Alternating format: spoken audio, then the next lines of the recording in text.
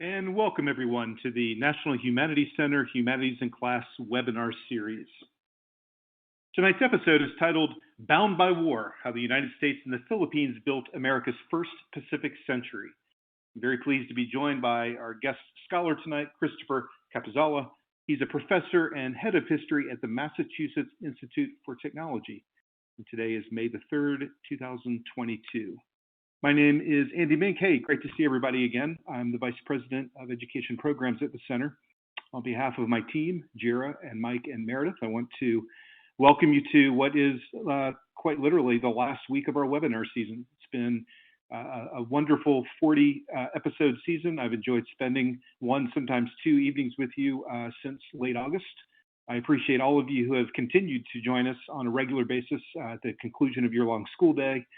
With things going on in your family and the disrupted world we live in, I think it is always, it reminds me that the work we do is really intended to amplify and to support your own professional growth and to give you a chance to sort of eddy out of and take a break from some of those stresses to spend time back with the disciplines and the content and the colleagues that likely brought you in and hopefully will keep you in teaching for a long, long time. Thank you for being here as always. I do, in particular, want to welcome some both familiar and new faces in the room. Hey, Caitlin, it's nice to have you here tonight. I see that you've joined us, I think, for the first time. Wendy, it's always wonderful to see you from St. Paul, Minnesota. Teresa's joining us tonight from Johnson County, North Carolina, over in the western part of the state, right there on the Tennessee border. Jacqueline, you've been a regular for many years. Jacqueline's in Hudson City School District in Ohio. We also have some university folks with us tonight. Jean from North Carolina State in Raleigh, just down the road from me here in Chapel Hill, and Ariana is joining us from North Central Texas College. Thank you for joining us. As always, we have wonderful attendance from our friends and colleagues in Los Angeles Unified, Maribel, Allison Ray, Antoinette. We appreciate you being here. Diana from the Wilmington Middle School STEAM Magnet. And hey, Erica Sears, you're first in the room tonight. Thank you for joining and being here early, as always. The National Humanities Center is also concluding our academic term. Our fellows are starting to see the end of their fellowship year. Of course, we have to pry the keys out of their hands by Memorial Day, and they will return to their home campuses and home communities, hopefully with many new inroads and new accomplishments in their own research and scholarship. One of the things that I always take from the years that we spend with our fellows is not just the camaraderie, not just the sort of personal interactions that we have in the hallways and at lunch and throughout the course of the day as they do their work here in the building on your screen, but also the network that it reminds me that that is so vitally important to teaching and to education. You know, as a teacher, it's oftentimes very easy to become myopic. You know, you shut your door and you do the good work of working side by side and in front of younger people.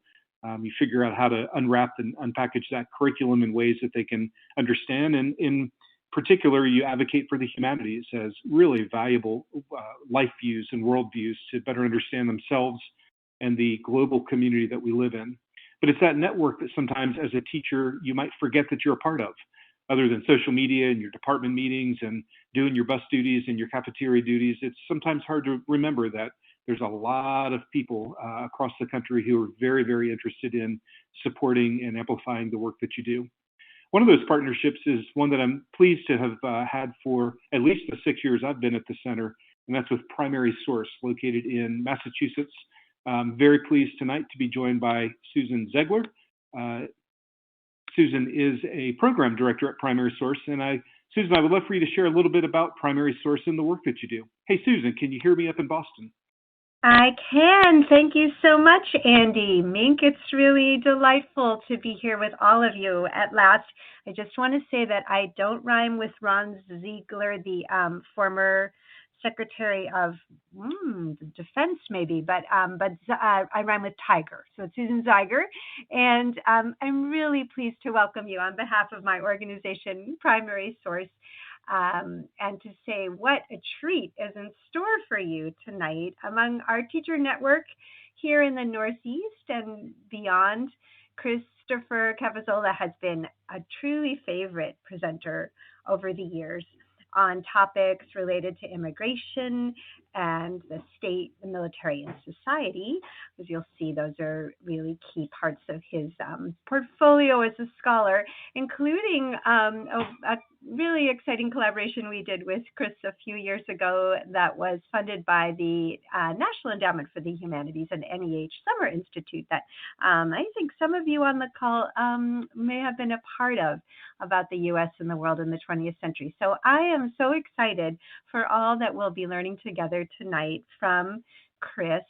And just a quick word about primary source to put us into context. Let's see if I advance the slide there. So we are a nonprofit organization founded by teachers about 30 years ago, and we help educators bring global knowledge and perspectives to their schools and classrooms so that our students can be empathetic, cross-cultural problem solvers with a deep curiosity and respect for the world and its people. And we do this work with a collaboration of scholars and experts from around the world. And so maybe the last thing I'll say about primary sources that we regularly offer 4- and 8-week courses, online courses about global history, world cultures, and the diverse history and literature of the United States. We should add with highly affordable graduate credit, and that's a real plus. And I've got here up here on the screen a couple of the selection of some of the courses that we're offering this summer 2022. So we do welcome you to join us in our work, and I'm so glad to be joining you this evening, and we'll be in the chat with you and look forward to your questions. We've already gotten us started with some really exciting reflections and thoughtful reflections in the chat box. So with that, I'll turn it back to Andy and to Chris to get us started. Thank you again, Andy, for the invitation. Thank you, Susan. And again, we appreciate the good partnership and friendship with Primary Source. And thank you for creating these wonderful resources and opportunities for teachers at all levels. As we move through tonight's session, I want to remind all of our audience that you can locate and access the materials associated with tonight's webinar in the Humanities in Class Digital Library. This free and open source is an opportunity for you to not just get the materials that we provide to support the webinars, but materials from over 95 other humanities-based organizations. Tonight, though, I do hope, listen, you guys are all busy and you've had a lot to do over the last 8 months. You may not have gotten to all of the readings and the resources that we provided for tonight, but I do hope that they're helpful in reflection on tonight's session, and they'll continue to give you opportunities to embed and integrate this learning in your own teaching. As I mentioned, we are at the conclusion, the tail end, the 9th inning of our webinar season. We've got just one left. It's this coming Thursday. I'll be joined by Kristen Haas from the University of Michigan. Our topic will be Memorials or Blunt Instruments, commemoration at the Vietnam Veterans Memorial. And for many of you, I hope that you sort of miss and you maybe turn next Tuesday to return to a webinar and you realize that our season's over. It will open again in August, by the way. And some of you are going to need additional professional development credit. If that's the case, I would encourage you to consider applying to join us in Durham, North Carolina for our Teaching African American Studies Summer Institute. This 5-day program will give you an opportunity to work with past fellows who are experts and scholars on Black studies and African American studies.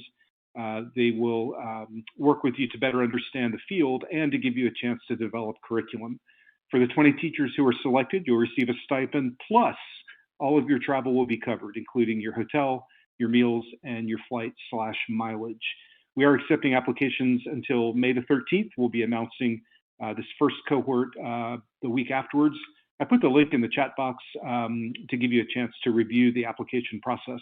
This will be the first of 6 institutes that we offer over the coming 3 years in partnership with HBCU, Prairie View A&M University in Houston, and Spelman College in Atlanta. And I certainly hope that I see some of you in person. I can welcome you to the doors of the center for the first time sometime over the course of the next 3 years. Hey, folks, don't forget your participation is critical to tonight's webinar. Please offer comments and resources and links and questions in the audience chat box. I'm going to encourage Susan to remain with us and also contribute to that audience chat and push it forward as we work with Professor Capizzola. But if you have some formal questions to submit, please add those to the Ask the Professor tab. And as the moderator, I'll find the appropriate time to bring them forward. We'll pause, we'll take some questions before we move on. Finally, I'd like to thank Elena Samkin for joining us tonight. Elena is a social studies teacher in Moore County, which is located in Pinehurst, North Carolina. Elena is part of our Teacher Advisory Council, and she'll be joining us in the chat as well. Once again, you've joined the Humanities Class webinar series. Tonight's episode is titled Bound by War, How the United States and the Philippines Built America's First Pacific Century. I'm joined by Christopher Capizzola from MIT. Hey, Professor, can you hear me also up in Boston, Massachusetts? I sure can, Andy. Can you hear me? I can. Thank you, and thank you so much for joining us tonight. We're really looking forward to you expanding our understanding of these global connections that we've been alluding to and discussing as the night goes on. But before we begin, and I hand the reins to the PowerPoint over to you, I hope you don't mind if I ask you a personal question. Sure. I suspect that some in our audience, and you can flip through the audience introductions and see they're from all over the country. They might be looking at the screen right now and think to themselves, wait a minute, Massachusetts Institute of Technology, what's a historian doing working at MIT? Tell us a little bit about the students that you work with who value the humanities at a school like MIT. That's a great question. And I always say I've had the great honor in my life of meeting 3 Supreme Court justices. And every single one of them asked me the exact same thing, almost word for word. He said, "You can major in history at MIT." Yeah. And so you're in good company, Andy. I hope it's not foreshadowing. Believe me. Yeah. We MIT, we teach all of the subjects, and we sort of look for students who are well-rounded, and sort of these are students who are kind of eager learners and really sort of problem solving, like their engineering mentality. Remember, their mascot is the beaver, which is the engineering animal. So it's great fun to sort of teach students like that. And I think it's been a real help for my teaching, because it helps me explain to students, how does this matter in the real world? These are students who are not history majors. They're not going to go on to more coursework in this area, and they often really bring some of the best and freshest insights. That's a great question, and our answer, I should say, and it really does remind, I hope, all of our audience of the importance of emphasizing and really making visible the role of the humanities, even for students who might be more inclined to technology or STEM or other fields. History is not a luxury that we just kind of do on the side when the elective courses roll around. And we appreciate you being here to represent that. Well, Professor, I'm going to turn the PowerPoint over to you. And again, I'll bring questions to you on occasion. We're very much looking forward to the narrative you'll share with us tonight. All right. Thanks very much, Andy. Thanks also to Jira Lego for all the organization, to my good friends at Primary Source, and to all of you for listening in tonight. Simply by being here, you've accomplished one of my goals for writing this book and for bringing this book out into the world, which is to sort of convince people all across the country and also around the world that this relationship between the United States and the Philippines is important, is a way of understanding the shared history of both countries, and belongs in our classrooms, right? And if you have the chance to take a look at some of the resources that I shared ahead of time, you'll see that that's something that I take pretty seriously. I used to teach 7th, 8th, and 9th grade social studies. I really sort of appreciate the challenges of finding good materials about the U.S. in the world. I've been working over the last couple of years with a group called PhilVetRep, the Filipino Veterans Recognition and Education Project, to bring some of those resources to teachers. So if you didn't get to take a look at them ahead of time, feel free to check them out while I'm speaking or after the talk is over. So what I'm going to do now is actually just maybe this is the somewhat more formal part, and then Andy and I will be doing a lot more back and forth. But I wanted to just give you an overview of the book itself and show some images, and just to kind of get people's imaginations going and get the conversation going in the chat and in the Q&A. And I'd like to begin actually where the book does, which is right here, the Manila American Cemetery. This is located on 152 acres just a few miles outside the Philippine capital, and it memorializes 36,285 soldiers and sailors who fought and died under the American flag in the Pacific during the Second World War. Now, to enter the Manila American Cemetery is in many ways an experience of leaving the noise and pace of 21st century Manila. The spacious grounds are maintained more carefully than a golf course. They offer some of the city's freshest air and greenest grass. It's on a hilltop at the former site of the U.S. Army's Fort McKinley. And there, the cemetery and its central memorial command remarkable views of the skyscrapers and apartment buildings of a booming Asian metropolis, as you can see here. They also give views of rolling hills to the east and hazy sunsets over Manila Bay. As one of America's memorials, the subject of the other seminar this week, this cemetery is altogether fitting and proper, as Abraham Lincoln said at Gettysburg. It is also, on most days, remarkably empty. The very first time I visited, I was in fact one of the only Americans there. And even in Manila, it's very easy to overlook this place.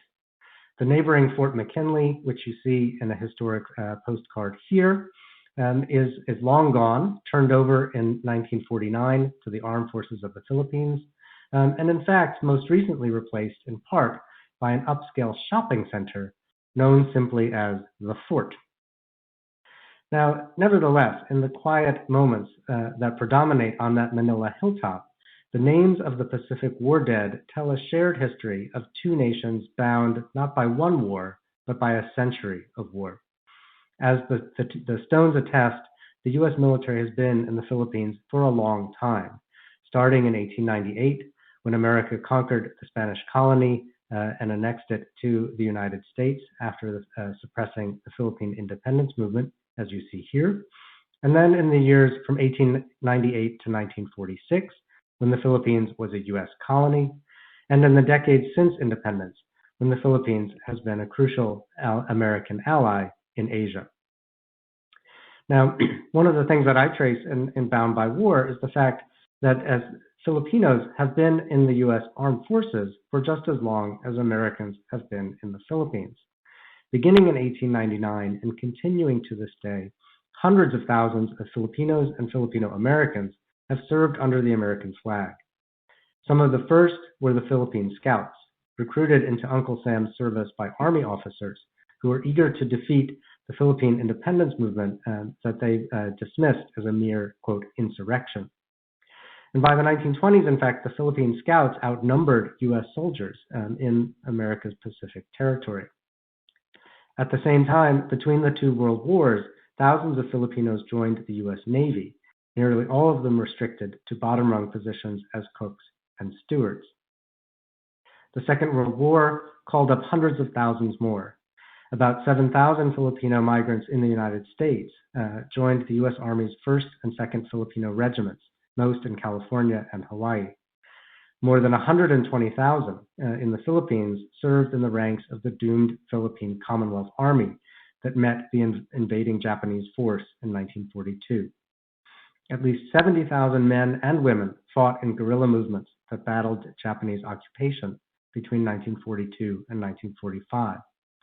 And in fact, as I like to remind most Americans, some 67,000 of the 76,000 prisoners who suffered on the Bataan Death March were Filipinos who served under the American flag, and most of whom waited until 2009 to receive equitable veterans benefits from the U.S. government.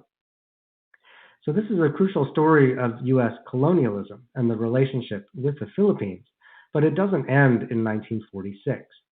And that's part of the reason that I ended up writing a book that was almost twice as long as I set out to write when I started. Because the core aspects of this relationship of the U.S. and the Philippines remain remarkably unchanged from the early 20th century to today. Filipino military service didn't stop when the U.S. granted independence in 1946. The Cold War soon burned hot in Korea and Vietnam, to which both wars the Philippine troops were sent. Here is a medic in Vietnam. And in 1947, A bilateral agreement between the two countries guaranteed the United States access to 23 military bases in the new nation and provided for the enlistment of up to 2,000 Philippine citizens a year directly into the U.S. Navy. As you can see here, American planes landed at Clark Air Base from South Vietnam. American sailors arrived at Subic Bay Naval Station for leave. And even a generation later, Operation Enduring Freedom undertook military action not only in Afghanistan, but in the Philippines as well. As the U.S. began its war against Iraq in 2003, about 31,000 non-citizens wore the uniform of the U.S. Armed Forces, and of those, 20% were Filipinos, more than any other nationality. Now, through it all, countless other Filipinos and Filipino Americans who never wore a uniform were affected by the service of those who did. And in many ways, my book is a history not only of military service and military history, but of migration history, of urban history, of family history as well. All the people who worked for or near the U.S. military, as this World War II era, so this airline worker or aircraft construction worker in Southern California that you see in this image, civilian farmers and factory workers, spouses who kept families going during sailors' long absences at sea, and even a generation later, young protesters demanding equal treatment for aging veterans. Now, for most of the 20th century, service in the U.S. Armed Forces offered the clearest path to migration and citizenship for those Filipinos who wanted it. And it's not hard to see the traces of this on the landscape, and I encourage people, regardless of where you live in the United States, to look for those traces. And some of the communities with the greatest number of Filipino Americans today also happen to be towns connected to the U.S. Navy or the U.S. Army. Vallejo, California, as you see here, near Mare Island Naval Shipyard. National City, near San Diego. Norfolk and Virginia Beach, near Hampton Roads. In 2022, the United States counts some 4 million Filipino Americans, one of the nation's fastest growing ethnic groups. Many trace their family histories to a father or an uncle in U.S. military uniform, and when they don't, someone else's father or uncle often casts a shadow. Military service also provided Filipinos a language of U.S. patriotism and sacrifice, a means for them to make claims on equality. Immigrants and their children used those words not only to wage a decades-long struggle for World War II veterans, but in fact also for themselves, a way to find a place for themselves in America, making their service part of America's military history, making their protests and lawsuits part of its civil rights legacy, handing down mindsets and memories of war and the military from one generation to the next. So, Andy, that gives you a kind of big picture overview of the book, and I'll dive into some more specifics in a minute. But I wanted to just stop there and catch my breath and get a couple reactions from you.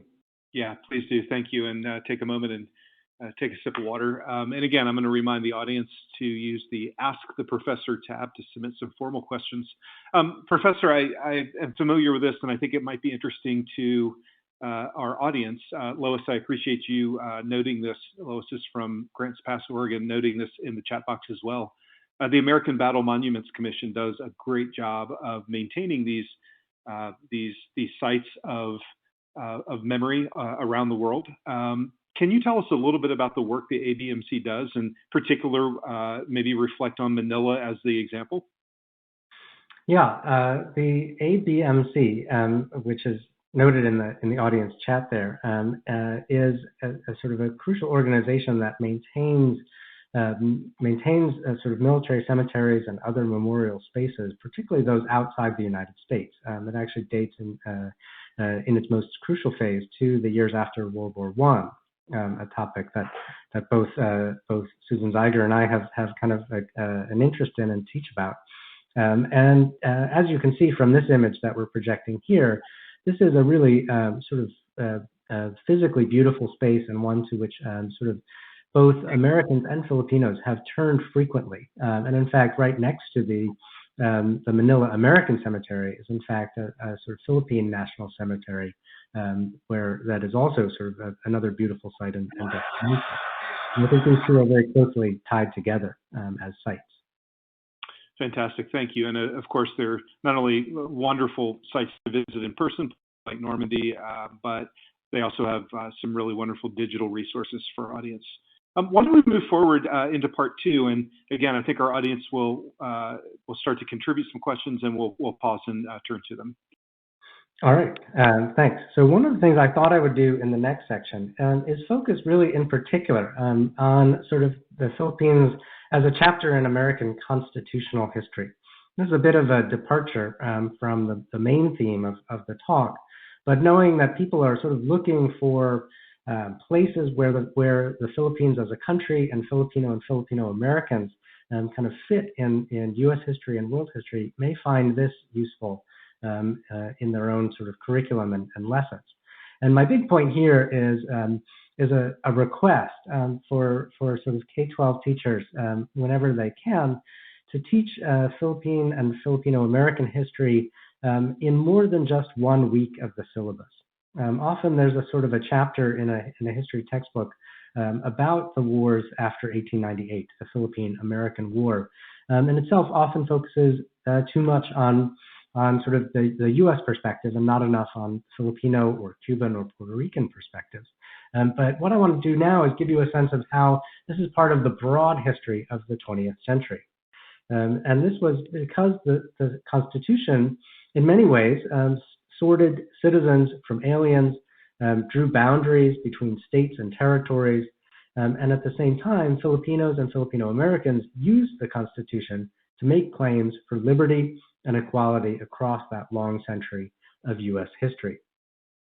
Now, the Constitution structured many of these aspects precisely because the Philippines posed a constitutional puzzle.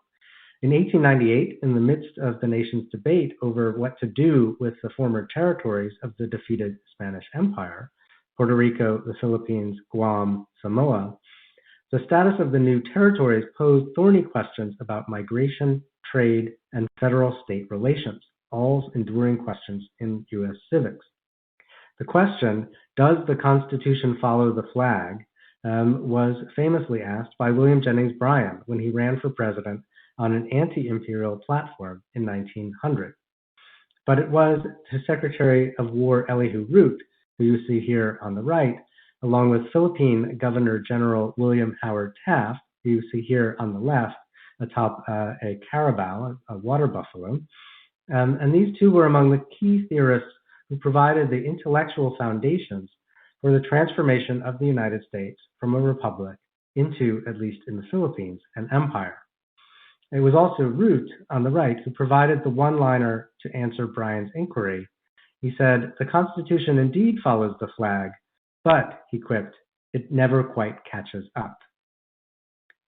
Now, that perpetual deferral of inclusion, postponing equality, that offhanded dismissal of claims to equality, that took many forms for Filipino Americans. In the 2 decades after the war, the so-called insular cases of the Supreme Court defined a new category, unincorporated territories, places that were destined never to become states. These would be understood, as one court ruling said, as, quote, foreign in a domestic sense, its residents neither citizens nor aliens, but U.S. nationals somewhere in between.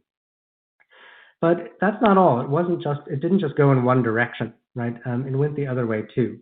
Filipinos challenged discriminatory laws that barred them from land ownership in many Western states or participation in the professions. They found ways to challenge or circumvent anti-miscegenation statutes, laws barring marriage across the color line, as you can see here, including the writer Manuel Buacan, a Filipino-American man married to a white American woman, and the lawyer Gladys Tolles Root of Los Angeles on the right, who challenged laws discriminating against Filipinos in California in the 1930s. They found ways to sort of challenge these rules. In fact, in early 1942, a Filipino-American man and a Japanese-American woman filed the first known legal challenge to Japanese internment. And that was a policy questioned at the Supreme Court later that year by Justice Frank Murphy, who had joined the court after a term as Governor General of the Philippines, the same job that got William Howard Taft started.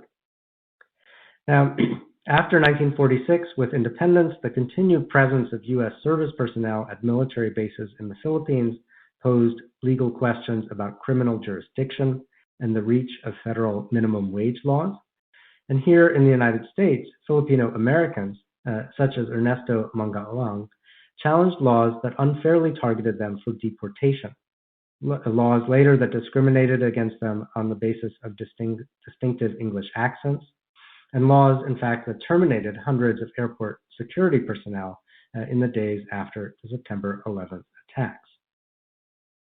Now, the biggest question of all, and one that I wish every American knew and understood, is a 7-decade-long struggle to win citizenship rights and veterans benefits for Filipino soldiers who fought shoulder to shoulder under the American flag during the Second World War.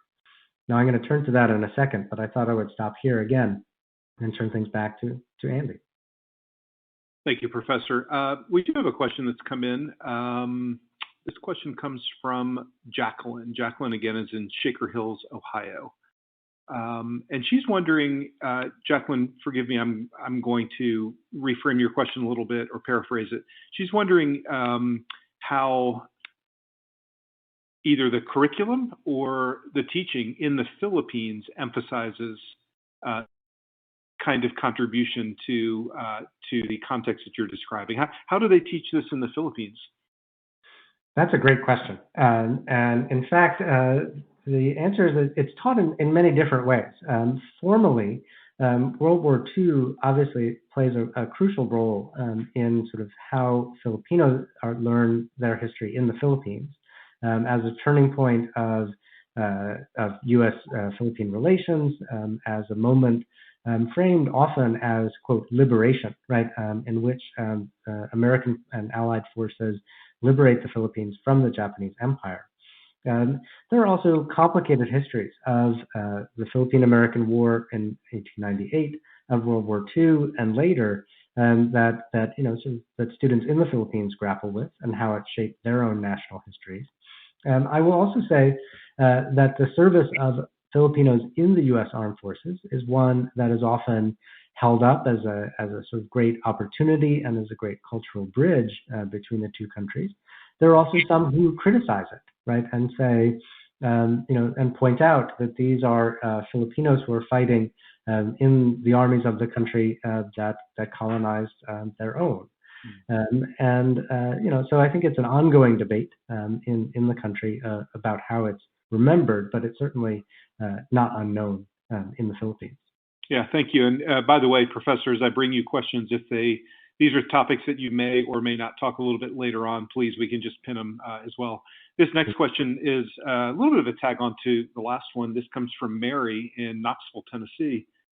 Mary's wondering if there was any kind of anti-service sentiment at the time. Were there, was there a population, was there a percentage of those in the Philippines who did not want to serve and really tried actively to work against that?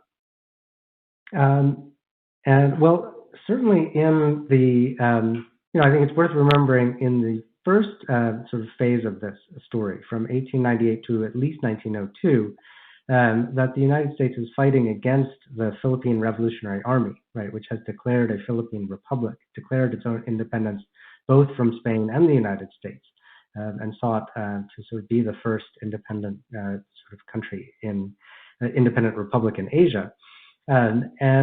And so there are hundreds of thousands, formally or informally, serving in the Philippine Revolutionary Army.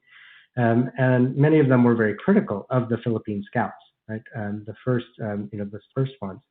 This phase of the war is sort of the part that I think American schools do the worst at teaching, often sort of overlooking the fact that the Philippine-American War in the early 20th century was a violent and devastating sort of period of conquest and conflict.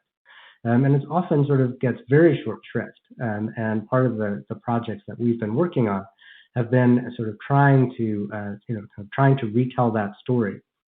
As for, in other conflicts, it is definitely the case. In World War II, for example, I went looking in the archives to find, were there conscientious objectors, were there sort of anti-war protesters, and there were small numbers of them in the Second World War, not great numbers. What I found really interesting is that in the United States, there were some Filipino Americans who served in this force, the First and Second Phil, who sort of didn't want U.S. citizenship, who in fact challenged it, rejected it when it was offered, saying, yes, I'm fighting in an American university or in an American uniform.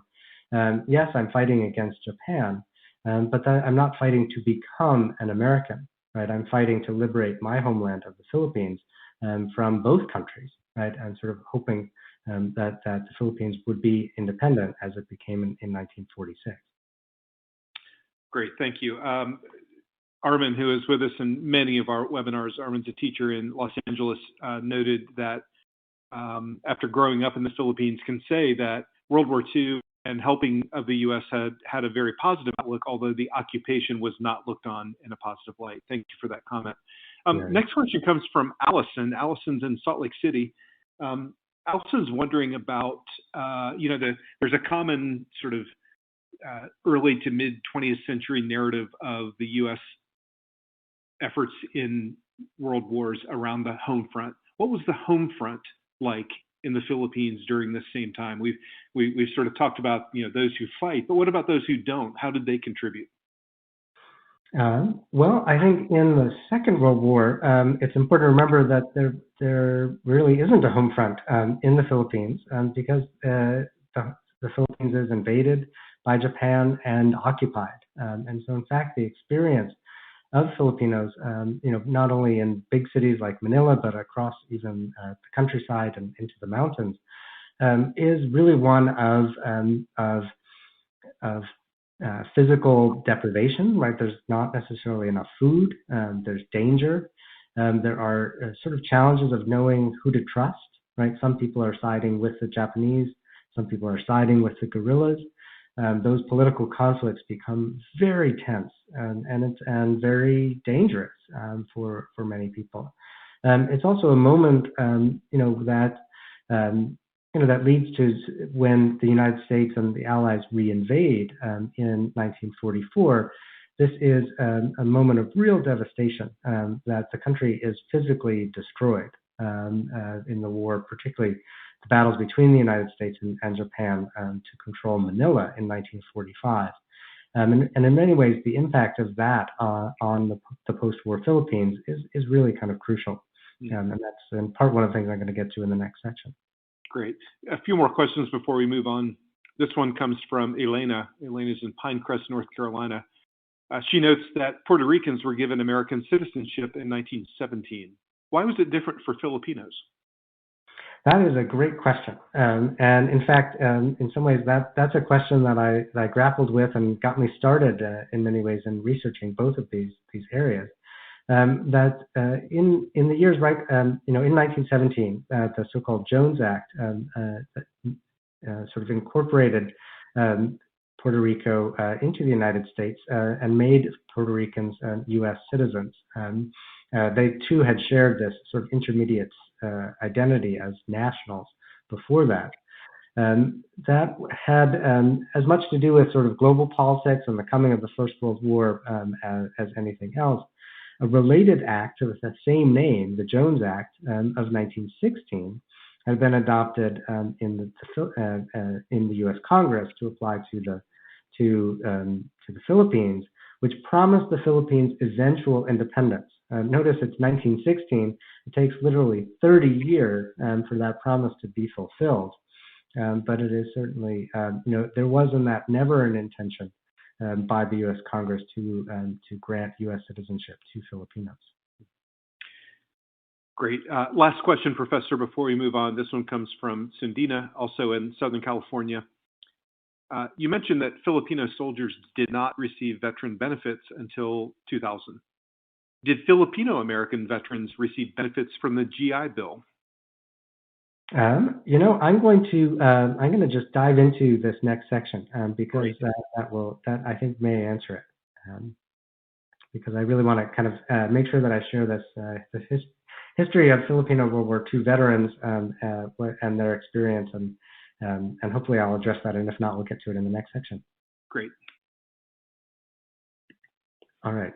So, like I said, one of the things I want to really sort of address here is a broken promise that I think stands at the heart of this history, and it is a law called the Rescission Act, passed by the U.S. Congress in 1946. A law that I really hope sort of more Americans will know about and teach about. It's a law that retroactively stripped some 200,000 Filipino soldiers of U.S. naturalization rights and veterans benefits. And over the course of the next 6 decades, veterans and their advocates challenged this act, both in court, with government agencies, through public protests, through legislative initiatives. And what I want to do is give you the history of the Rescission Act, the promises that were made during World War II, how they came to be broken after World War II, and how Filipinos and their allies used the Constitution to hold the U.S. government accountable. Now, I start here with this image, and this gets to what I was just talking about, Andy, with you in the last Q&A. This is an image of Manila in 1945. This is not a picture of the Rescission Act. This is not a picture of even Washington, D.C., where the Rescission Act was debated and passed. This is an image that conveys the devastation of the Second World War and the extent to which Filipinos sacrificed individually and collectively in the fight against fascism, both in the Pacific and worldwide. And over the course of the war, Filipinos who served under the American flag earned citizenship rights and veterans benefits. This is not a question of whether they were eligible for them or not. The law is fairly clear on this. At least during the war, the law was very clear on this.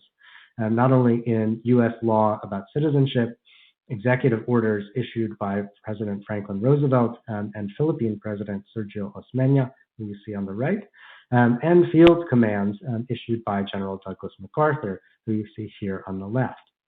And after the war, many soldiers turned to a 1942 amendment to the Nationality Act that promised all non-citizen soldiers a chance for rapid naturalization as long as they filed their paperwork by December 31st, 1946.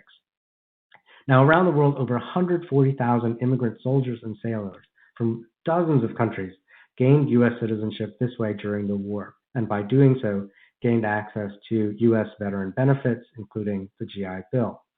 Now, this number included a small number of Filipinos who were serving in places outside the Pacific, some serving as far away as Iceland or in Europe, or this group of Filipino veterans, many of them injured in service, who were naturalized at a ceremony at Fort Dix in New Jersey.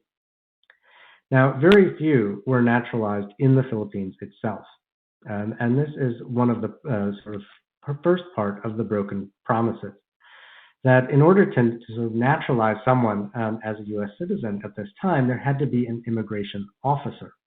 And at that point, it is clear that the U.S. government, which was about to give independence to the Philippines in 1946, and the Philippine government that was about to take over in 1946, seemed to have agreed that mass naturalization of veterans might lead to large-scale immigration of veterans to the United States. And many American politicians were not interested in this, in welcoming large numbers of immigrants from Asia. Many Filipino government officials were not eager to see the sort of best and brightest of their generation depart. Now, we have absolutely been looking for decades to find evidence to sort of document this. It is said to have existed, but it doesn't appear to remain in the archives anywhere. And if any of you ever find it, let me know. But it is clear that some sort of agreement was struck between the two countries to remove the immigration officers, right? And Attorney General Tom Clark is the one who sort of quote unquote handled the situation by revoking the authority of the immigration officers in the country and not replacing them with anyone else. So literally, some 200,000 soldiers who had marched under the American flag, who had a legal right to claim U.S. citizenship, had literally no one they could claim it from. And only for a brief window in the fall of 1946 did the Naturalization Office reopen in Manila, and about 4,000 Filipinos who had served either in the Philippine Army or as guerrilla forces were able to claim U.S. citizenship.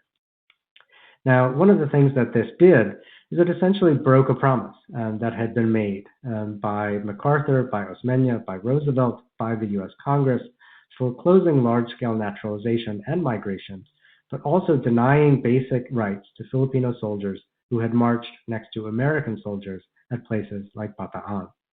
This was not America's finest hour. But in fact, there's actually a second broken promise. And this is not about citizenship rights and nationality, but about veterans' benefits. Now, it became clear that Filipino veterans, if they were eligible for full veteran benefits, were going to be expensive, with lifetime benefit costs of 190,000 veterans running possibly as high as $3.2 billion over the 20th century. So, the man you see here, Arizona Senator Carl Hayden, drafted what would become known as the Rescission Act, which included a provision which was inserted at the last minute that you can either read on this slide or look up on the resources that I shared ahead of time. And this is a crucial paragraph that says, service in the organized military forces of the Philippines shall not be deemed to have been service in the military or naval forces of the United States for the purpose of any law conferring rights, privileges, or benefits. Now, to turn that into plain English, and you can read it more closely later, what it says is Filipino soldiers were not American soldiers, at least when it came time to pay benefits. The law thus blocked individual service, individual claims by Filipino veterans from the Philippine Army and from the guerrillas, the ones who served and fought in the Philippines itself. For them, there would be no GI Bill, no college loan, no home mortgage, no medical care, no widow's stipend, not even a flag for a soldier's casket. This was not America's finest hour. Now, at the time, President Harry Truman very much wanted to veto the Rescission Act, but he was mindful of the pressures of belt-tightening Congress that didn't want to spend too much money. He understood the desperate financial plight of the Philippine military, which would be allocated some $100 million in exchange for this rescission. And he was also aware of what he called the practical difficulties of actually administering a veterans benefit program in the Philippines after independence. So on February 18, 1946, he signed it. But he appended a signing statement in which he insisted that there exists, quote, a moral obligation of the United States to look after the welfare of Philippine Army veterans, an obligation I believe the United States is still very much under. And he promised that the issue is, quote, receiving attention and is being expedited as much as possible. And when he said that, he became the first of literally a dozen presidents who promised Filipino veterans that there would be government action, not now, but at some future date. And so for Filipino veterans and for the American people, the Rescission Act was not only a broken promise, but would remain for decades an unfinished business. So let me just stop here and turn this back over to Andy and see your reactions and questions. Yeah, thank you. I have a question here from Tisha. Tisha's a good friend and a colleague at the Hopkins School in New Haven, Connecticut, member of this year's Teacher Advisory Council. And Tisha makes this comment and adds this question. There's an important body of work on the role of nurses and nursing schools in the Philippines and their role in the Colonial Project, and which continues to affect the 20th and 21st century U.S. medical profession. Can you speak at all to the ways in which the nursing profession and military service by Filipinos may intersect, if any? Thank you. Thank you. That is a great question. And in fact, there is a great book about this by the historian Catherine Choi at the University of California called Empire of Care, which traces the history of Filipino nurses and the relationship between their professional history and their immigration history. And it's very clear that the recruitment and the migration of Filipino nurses to the United States was part of the colonial enterprise. Now, it was sometimes part of U.S. military forces. There were, of course, especially on the eve of World War II, there were a substantial number of Filipino nurses who served either directly or indirectly with the U.S. Armed Forces. There were Filipino nurses who served in the guerrilla forces during the war. But most of the migrations that brought Filipinos as nurses to the United States, and I should say it's not just nurses, but care workers in a wide range of fields. Most of those migrations were in fact actually coming, they trace back to the pre-war years, but mostly come after World War II. And in fact are mostly happening in the civilian realm. But they trace a very similar story of migration, of ongoing connection between the United States and the Philippines. And I also like to recommend Professor Choi's book, Empire of Care, next to my book, Bound by War, because also it helps us see the way in which these migrations are gendered, right, in the ways that military service is overwhelmingly Filipino men, and nursing and care work is overwhelmingly Filipino women. But that history is really sort of tangled up with this in a bunch of ways. Thank you. One more question before we move on. This comes from Josh. He's in Sonoma School District, just north of Seattle. Again, this may be a good segue to your next section, but he's wondering if you can speak some to the long and sometimes unintended, but certainly very real consequences of these broken promises for family, for community, for upward mobility. How do these things manifest itself with families a generation or more later? That is a great question. And in fact, actually, it brings me to part 4. So I think I might just dive right into it. Fantastic. Thank you. And Josh, here we go. Yeah. So move this slide forward. And I think, obviously, that military service offered, as I said at the beginning, opportunities for some for migration and settlement. But for those who experienced the broken promises, they experienced closed doors, closed at the U.S. border, closed at the Veterans Administration Office, sort of real sense of frustration and disappointment in a country that they had fought for and with during the Second World War. It also generated something that I see as a kind of really crucial chapter of civil rights history. That I think is a great opportunity for teaching along with the sort of Black freedom struggles that we know as the civil rights movement, but all in sort of counterpoint with those movements, in dialogue with them, and then also sort of work in the history of Asian American political movements in the 20th century that are often sort of overlooked in our teaching and in our classroom. So I'm going to start here. This is MacArthur Park in Los Angeles in 1997, and I know there's plenty of Los Angeles teachers on the call tonight. It would take some 63 years to undo the harm that the Rescission Act had caused. And alongside the military history of Filipinos, we also need to examine the political history of Filipino-American veterans and their advocates, something that I think is a crucial chapter, a really valuable one, of America's civil rights heritage. And what I want to trace now is sort of what I trace as sort of 5 different reasons why Filipinos sort of were eventually able to convince Filipino Americans to convince the U.S. Congress to transform the law and not necessarily repeal the Rescission Act, but undo some of its institutional effects. And this really is a transformation that comes from several different directions, right? So you'll see a bunch of different people, you'll see a bunch of different social forces. When I teach about this, it's also a way of thinking about causes and effects, right? Sort of, what brought Filipino World War II veterans to MacArthur Park here in Los Angeles in 1997, where many engaged in public protest, in civil disobedience, and even a small number in a hunger strike in the so-called Equity Village to draw attention to the political demands of Filipino veterans nearly 50 years after the end of World War II. And I say there are several factors that explain why this was possible to sort of say in the 1990s and 2000s in ways that it had not been generations earlier, right? And so first was the end in 1986 of the Ferdinand Marcos regime in the Philippines. What you see here are protests on the streets of Manila in 1986. When Marcos departed, what also disappeared were the close ties that he had formed with the United States military and with World War II veterans groups.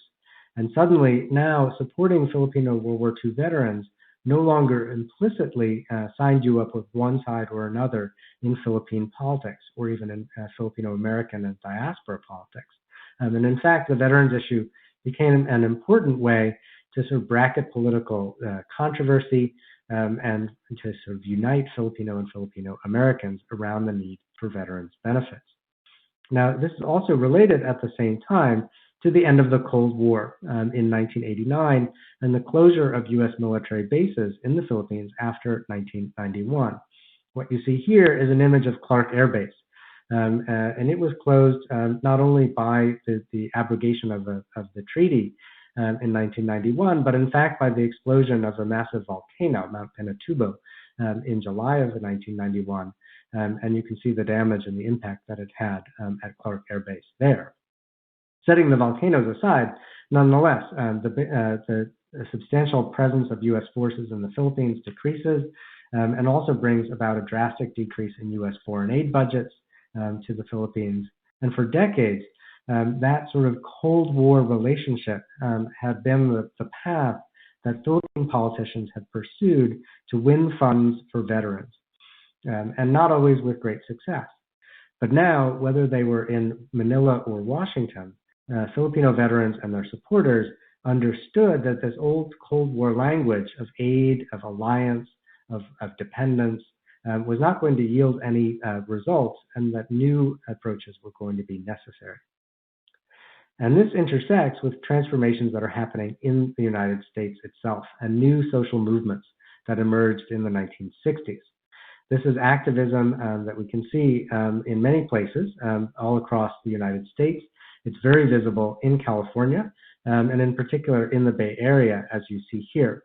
These are a group of protesters who are protesting to stop the destruction of San Francisco's International Hotel, a Chinatown rooming house that served low-income, aging city residents, many of them Filipinos, some of them World War II veterans.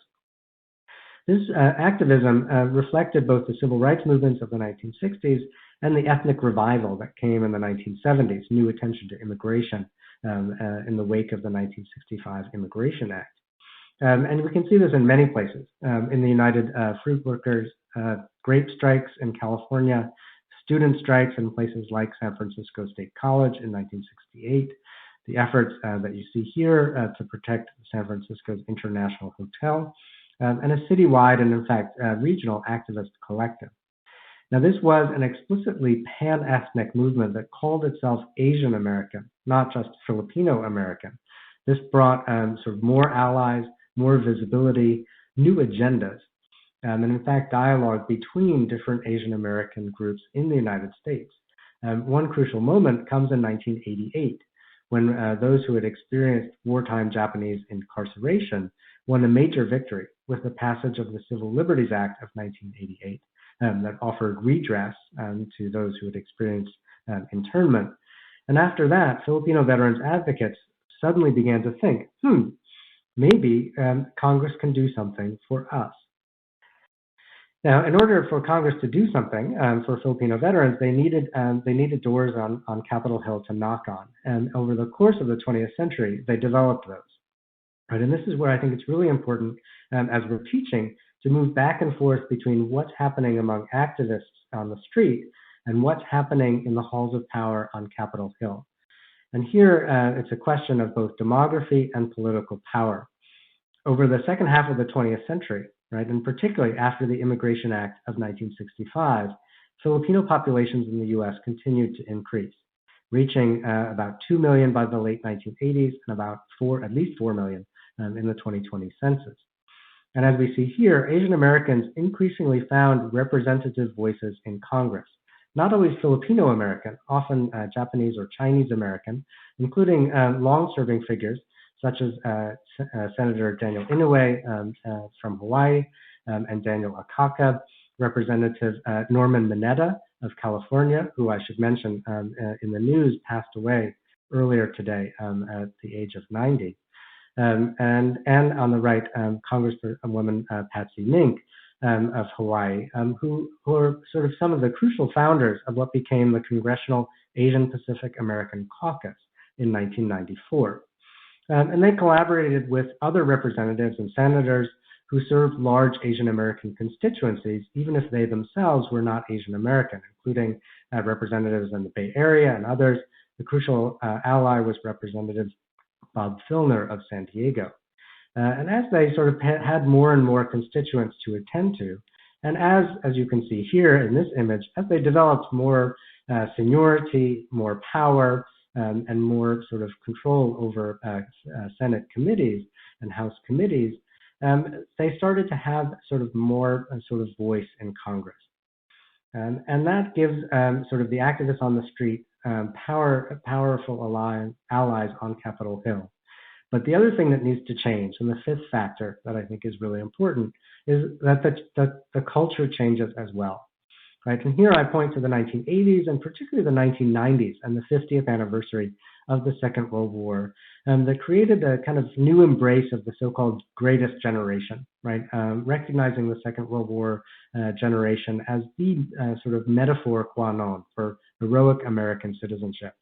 And at the same time, paid closer attention to the wartime contributions of people of color, Filipino, African American, and others. Hollywood movies and monuments, museums capture the headlines, but at the same time, throughout the 1990s and 2000s, legislation poured out of congressional veteran subcommittees. These initiatives seemed all the more urgent given the shrinking population of World War II veterans in the years of the 1990s. So all of this combined, these five different factors, combined to open space for veterans and their advocates, and suddenly, by the 1990s, merely dismissing the claims of Filipino veterans no longer aligned with U.S. political culture. And here, let me just walk you through sort of what happens, right? That redress and equity happened in sort of two stages. First, in 1990, the Immigration and Naturalization Act, which is sort of the last time the United States undertook what's called comprehensive immigration reform. The 1990 Act granted most Filipino veterans a 2-year window of opportunity for naturalization. This was pushed through in particular by Senator Daniel Inouye. And supporters repeated General Douglas MacArthur's wartime insistence that, quote, American veterans should get American benefits. And of the 70,000 eligible veterans who were still alive in 1990, about 28,000 of them were naturalized by 1998, some in a ceremony that you see here in California. And of those, about 17,000 migrated, of those who were naturalized in the Philippines, migrated to the United States, many of whom then settled here either temporarily or permanently. But as you can gather, this act addressed only one part of the situation, right? Which is to say, the question of citizenship. The question of benefits remained, right? And that many of the veterans who took advantage of citizenship provisions moved to the United States actually found it very hard to make ends meet. And so throughout the 90s and the 2000s, advocates on Capitol Hill repeatedly introduced legislation, and the VA eventually came to endorse it. But time and again, it stalled. There were long-standing assumptions about the foreignness of Filipino soldiers and about the costs of granting full equity. In late 2008, one senator objected to, quote, aid for foreigners and warned that equity legislation would, quote, take money away from our veterans in this country, despite the fact that these were soldiers who were, in fact, our veterans, and many of them were, in fact, living, quote, in this country. Now, January 2009 brings a new constellation of forces. If you remember the Great Recession, this is the worst economic crisis since the 1930s. It also brought the 111th Congress, right? And remember, I said that congressional power matters, right? In 2009 put Senator Daniel Inouye in the chair seat of the Senate Committee on Appropriations, right? He controls the money. Senator Daniel Akaka of Hawaii in charge of the Senate Committee on Veterans Affairs. And across the Capitol, San Diego Representative Bob Filner at the head of the House Committee on Veterans Affairs. And together they succeeded in folding this long-standing proposed legislation into the American Recovery and Reinvestment Act, right? And the Recovery Act, you may not have noticed this particular provision of it, but it included in it the authorization of $198 million, which was never fully spent, but authorized the spending of it for a Filipino Veterans Equity Fund, which would pay a one-time sum of $15,000 for eligible veterans with U.S. citizenship. Now, symbolically and importantly, the act overturned the spirit and, for the most part, the letter of the Rescission Act by designating service in the wartime Philippines as, quote, active service for the purpose of VA benefits and other federal benefits, right? So in many ways, the broken promise was restored in 2009, but there was a quid pro quo. In exchange, the U.S. would consider all other claims closed as of September 17, 2009, a position it continues to hold to this day.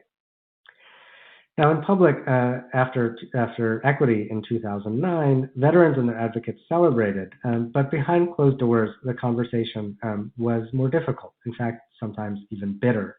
They knew that the victory was imperfect, and they knew that in many ways it was too little, too late, that it would serve all too few of the soldiers who had defended and liberated the Philippines between 1941 and 1945.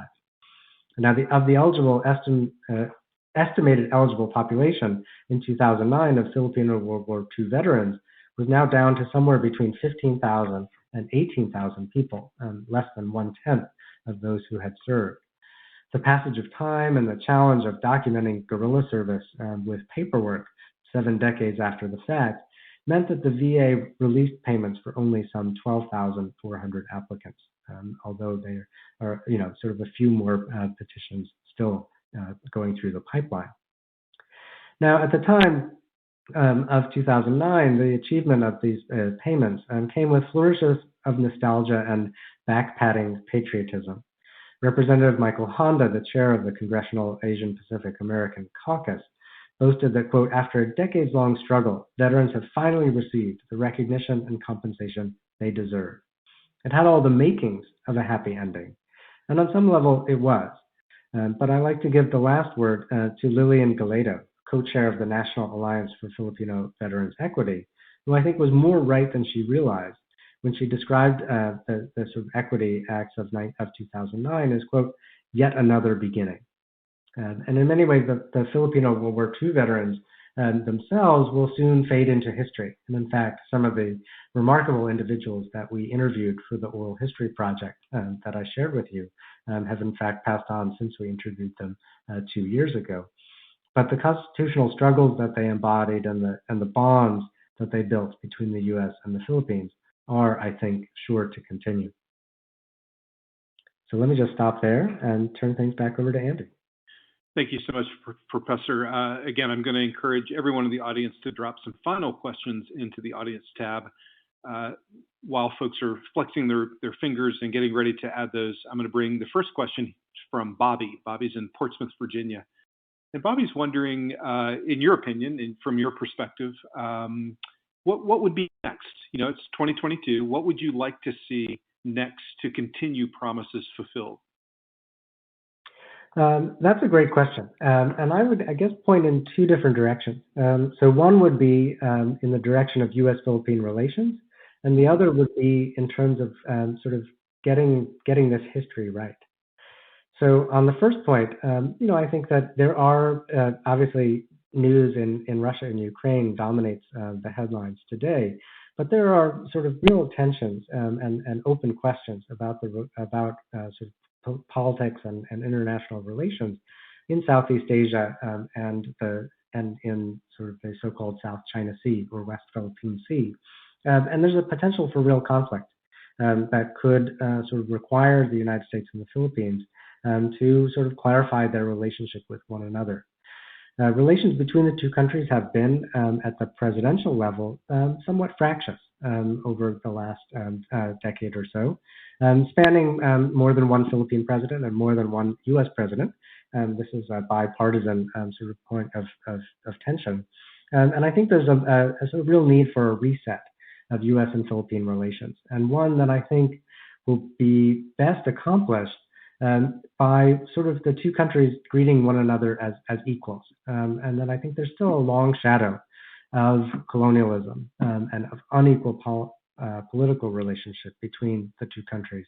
And I think to move forward in the 21st century, at a time when the Philippines has over 100 million people, is one of the world's 10 largest countries, is one of the fastest growing economies in the world, even during COVID, that this is really, sort of a point where the United States and the Philippines sort of need to be, or the United States needs to be meeting the Philippines on a more level playing field.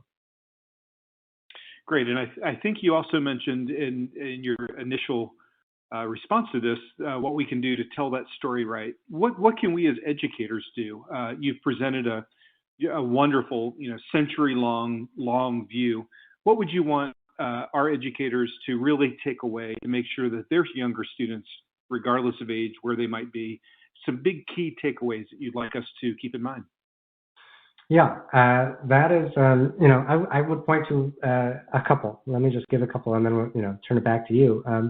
One is that this is a long history of relationships between these two countries. If the only time that we're teaching about the Philippines is sort of one chapter around 1898, we're doing our students a disservice. The second is that this is, obviously Filipinos have their history and their country, and they should tell it on their terms. And I always say I tell this history with Filipinos, not for them or to them, but that Americans have to reckon, with our history, right? With our history in the Philippines, and with, sort of the legacies of our relationship with Filipino Americans, and to see Filipino Americans as part of this American history, right? To see this as a chapter not only of our military history, but of our, as I point out tonight, our civil rights history, right? Our political history. And these are sort of, kind of crucial components. And then I think the third one is that this is, as I've tried to tell it, a very human story. And that when I talk about this book with a lot of people, they respond with a story, something from their own personal family history, whether they are Filipino American or not, they may have a personal connection to the country. There may be a father or grandfather who fought in World War II or served in the Philippines. Others who worked there, traveled there, were Peace Corps volunteers there, were tourists, were missionaries. These are long connections that are in fact very human and very personal. And sort of putting those personal histories, whether it's of the Philippines or in fact of any country, in front of our students can kind of make very abstract questions of war or international relations really kind of come to life, particularly, depending on the grade level. Thank you. Just a few more questions before our time tonight concludes. This next question comes from Andrew, ironically. Andrew is wondering if you, the framing tonight was around conflict and war, bound by war. Talk to us a little bit about the connections in peace. What are some other, and you've done so certainly, but really let's highlight other ways that the connection between the Philippines and the United States beyond just that initial title. Thanks for that question. And in fact, actually, I've tried to find those connections of peace over the course of the 20th century, and we can find them for sure. That although military institutions really structure the relationship between the two countries, both before and after independence, I think that we can, really see moments where Americans and Filipinos have sort of worked together to either to achieve peace or to find sort of new ways of thinking about the future.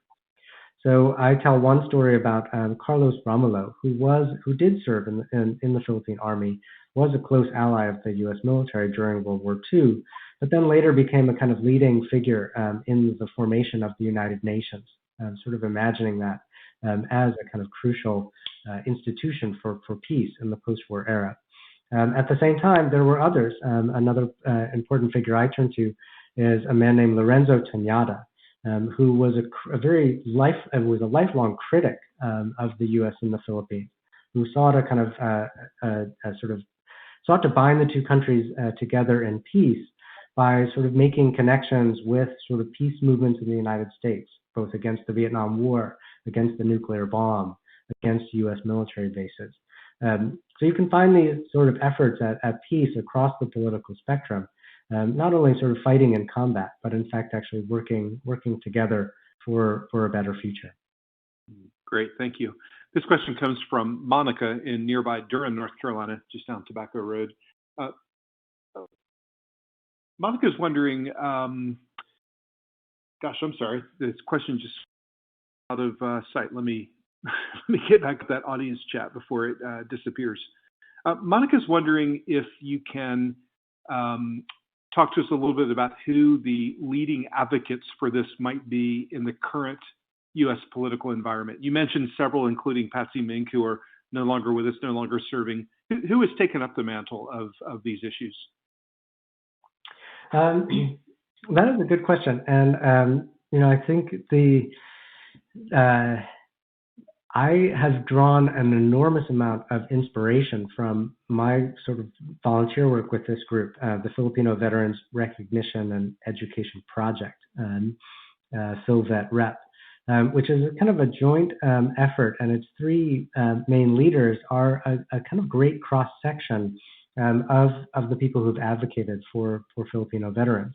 It's led by a retired Major General, Antonio Taguba, one of the highest ranking Filipino American sort of military officers in the 20th century, but he's joined by a man by the name of John Malagrito, who is a veteran of years of sort of community organizing and street activism, and also by a woman named Marie Blanco, who worked for years for Senator Inouye.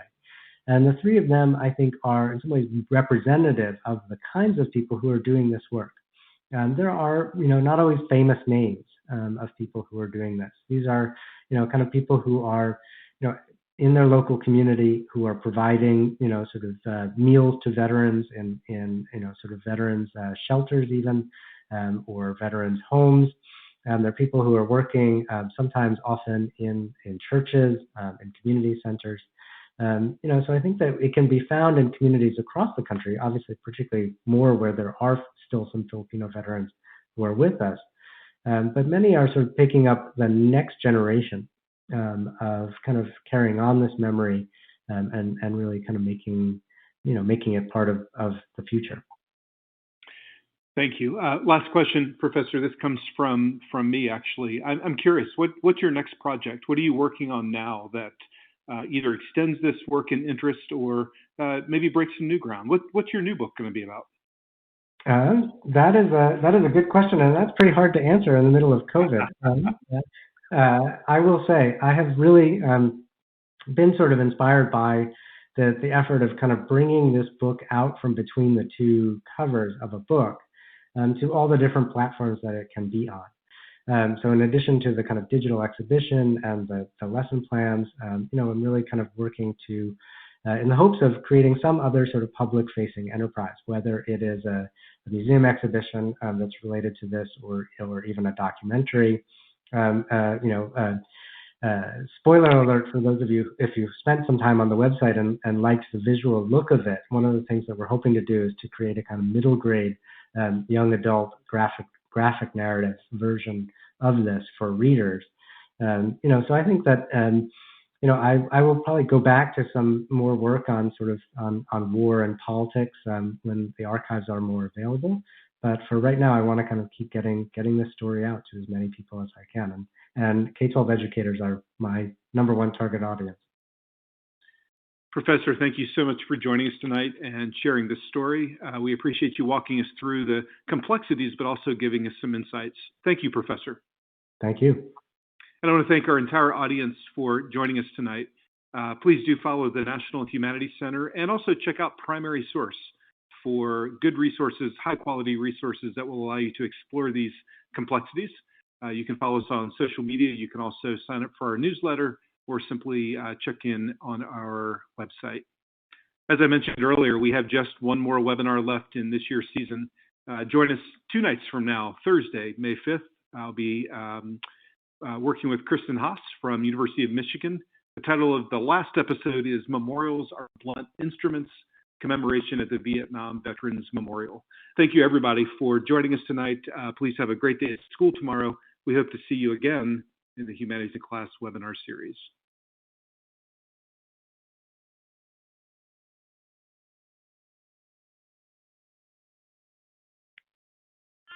Pampalusong